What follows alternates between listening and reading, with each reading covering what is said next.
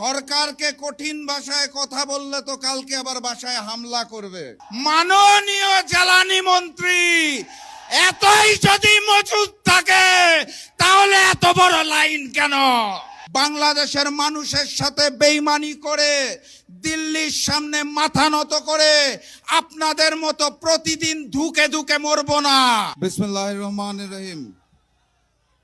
11 দলীয় ঐক্য আয়োজিত আজকের এই বিক্ষোভ সমাবেশের সম্মানিত সভাপতি, সম্মানিত প্রধান অতিথি, মঞ্চে উপবিষ্ট জাতীয় নেতৃবৃন্দ, আমার সামনে উপস্থিত মিডিয়ার ভাইরা এবং বাংলাদেশের মজলুম জনগণ, সবাইকে জানাই সংগ্রামী সালাম ও শুভেচ্ছা। আসসালামু আলাইকুম।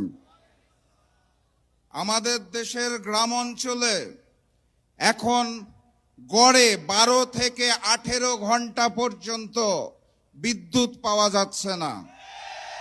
দ্রব্যমূল্যের ঊর্ধ্বগতিতে সাধারণ মানুষের দিন খুব কষ্টে কাটছে। তেলের জন্য যেই লাইন প্রতিদিন দেখতে পাই, মানুষ অত্যন্ত কষ্টে জীবনযাপন করছেন। সেই সময়ে সরকার আমাদেরকে বলতে চায় জ্বালানির পর্যাপ্ত মজুদ রয়েছে।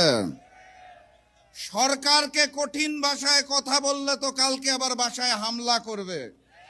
তাহলে সম্মানের সাথে, বিনয়ের সাথে বলতে হবে, মাননীয় প্রধানমন্ত্রী, মাননীয় স্বরাষ্ট্রমন্ত্রী, মাননীয় জ্বালানি মন্ত্রী, এতই যদি মজুদ থাকে তাহলে এত বড় লাইন কেন?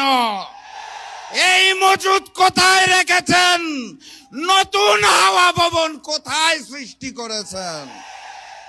সম্মানের সাথে বলা হয়েছে তো নাকি? আলহামদুলিল্লাহ।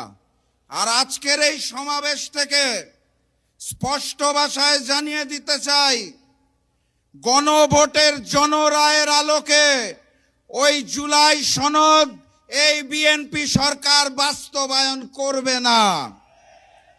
অতএব তাদেরকে বাস্তবায়ন করাতে হবে।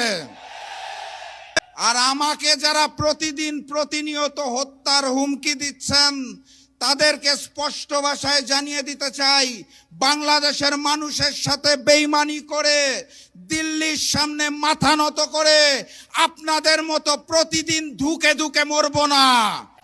আল্লাহ নির্ধারিত সময়ে মৃত্যুবরণ করব, তার আগে পর্যন্ত ইনসাফের জন্য লড়বো ইনশাআল্লাহ।